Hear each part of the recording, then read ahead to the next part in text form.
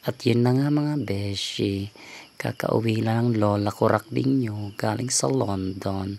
O diba, kung nakikita nyo, ang dami-dami kong dala dyan mga beshi ko. So kasama na dyan yung mga pangrampa. At syempre mga beshi, hindi mawawala ang pangmalakasang suot ni Kurakti. O diba mga beshi ko, kasi napapansin ng lola nyo, palagi na lang ang suot niya. Sandali nga mga beshi at pumasok na ako sa kwarto ko at itong batang ito napagtripan ako. Muntika nang humiwalay ang kaluluwa sa katawang lupa ko. O diba mga beshi, at dahil sabi ko sa inyo kanina, ito na ang isa sa pangmalakasang suot ni Kurakti.